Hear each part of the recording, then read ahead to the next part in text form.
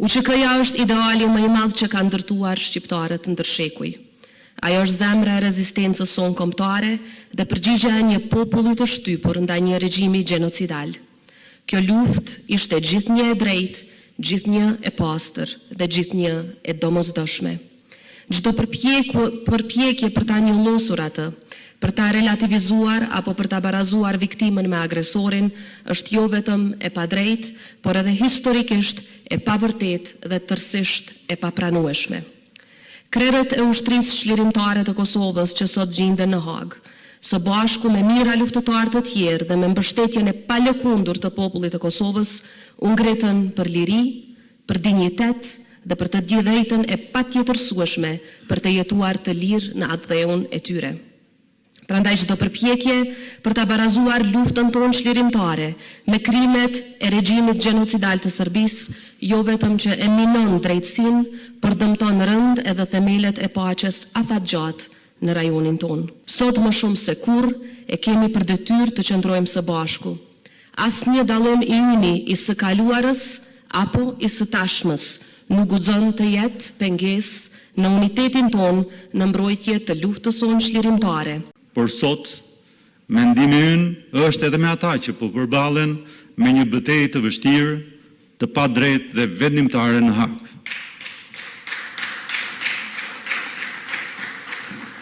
Historia e Republikës Kosovës nuk mund të kuptohet dhe as të shkruhet pa emrat e Hashim Thaçit, Kadri Veselit, Jakub Krasniqit, Recep Selimit dhe bashkëluftëtarëve të tyre.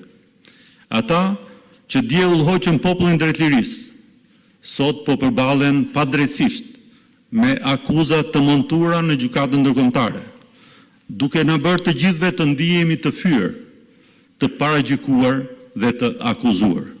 Ata, ushtria çlirimtare e Kosovës dhe të gjithë të tjerë që morën armët për të kërkuar lirinë për atë dheun e tyre, lirinë për familjet e tyre, për tokën e tyre, gjuhën e tyre, të drejtat e tyre, janë siç kanë qenë e do të jetë gjithmonë, kudo, kurdo e në çdo kohë simbole të lirisë. Ata janë memorie shtetërore e kombëtare. E vërteta nuk mund të tjetërsohet dhe historia nuk mund të rishkruhet e as ndryshohet, sepse liria ka emër, liria meriton respekt, liria meriton drejtësi, liria meriton mirënjohje. Republika e Shqipërisë është me UÇK-n, me komandantët dhe ushtarët e UÇK-s, me qytetarët e Kosovës me dhimbjen dhe zemërimin e tyre. Shqipëria ka qëndruar pranë Kosovës, Shqipëria qëndron sot krah Kosovës.